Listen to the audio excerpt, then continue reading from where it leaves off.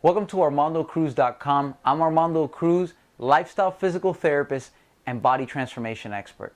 Today I want to share with you how flip-flops could be the difference between, could be the reason why you're actually getting plantar fasciitis or Achilles tendonitis.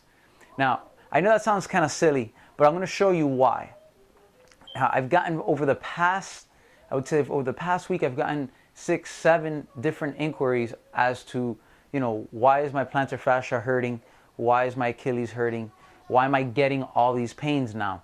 And I wanted to make this quick video because it will be the easiest way for me to do it and answer everybody's question. And here's something that anybody can do, or essentially stop doing, in order to stop irritating or prevent this in the future. Now, plantar fasciitis is essentially inflammation of the plantar fascia. Achilles tendonitis is inflammation of the Achilles tendon. Now, there are many reasons why you would get these. A few prevention techniques. I want to talk about one right now pertaining to flip-flops.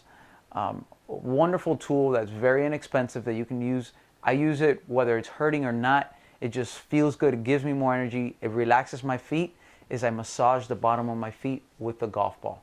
In fact, when I've had plantar fasciitis in the past, that's what I do on a consistent basis. I keep a golf ball in my pocket, and throughout the day, whenever I'm standing for too long, I take it out, take off my shoe, and just start rolling and rolling and rolling. If I'm at work, take off my shoe, roll it, same exact thing. I mean, golf ball is something anybody can take anywhere with them.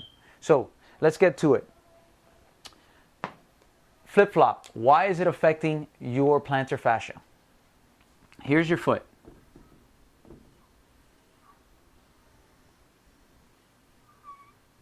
Okay, that's my rendition of your foot.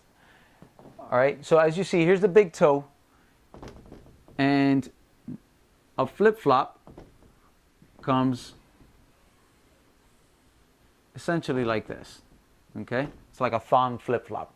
And as you notice, there's no support back here. And so what ends up happening is that every time you take a step, you need to flex, okay? You need to flex at the big toe, and I'm exaggerating the big toe, but the flip-flop ends up like this. It flops, hence the name flip-flop. You're constantly hearing that flopping action. And so in order for you not to lose the flip-flop as you're walking, what you have to do is push down with the big toe early. So you can push this back up. By you pushing down with the big toe early, it actually pushes the flip-flop up.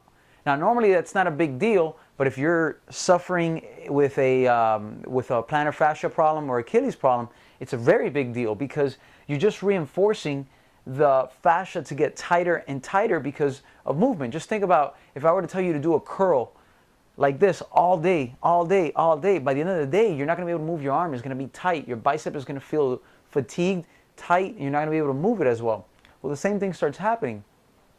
You keep flexing that big toe, shortening up the stride, and it alters the fascia all through here. It makes it tighter all through there, and as a result, it trickles down and puts more pressure on the Achilles that comes right through there. So if you're having Achilles problems, if you're having plantar fascia problems, this will be a good thing to start eliminating. I'm not saying this is going to cure it, but it's one thing that could be irritating it. The other thing is, I mentioned about the golf ball. You want to take, imagine my hand is your foot, okay? So your big toe's here. You want to make sure you're massaging all through here, all throughout the fascia with the golf ball, all throughout the outside of the foot. All that fascia just starts getting released with the golf ball. Few things about that: if you are on tile floor or you have socks on, it will slip a little bit more. The ideal situation is have the golf ball on a rug and barefoot, and then that way you can go up and down. Cotton sock is not so bad, but synthetic socks tend to slip significantly more. So I hope that this has been helpful. If you're wearing flip-flops and you're suffering from Achilles problems or plantar fascia problems, this can start helping the recovery process. Now, I just want to tell you a quick story. Just recently, I saw one of my clients.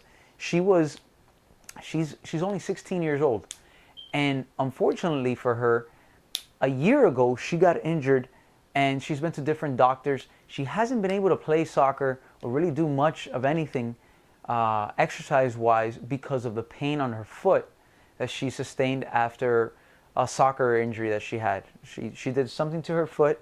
Part of it was the fascia, part of it was the Achilles. And in 2 sessions, this is after a year of not being able to do anything, I saw her after the first session, she had no pain. After the second session, she was able to walk. She was able to play soccer. Now, I'm not telling you this because, I think I'm all that great or anything.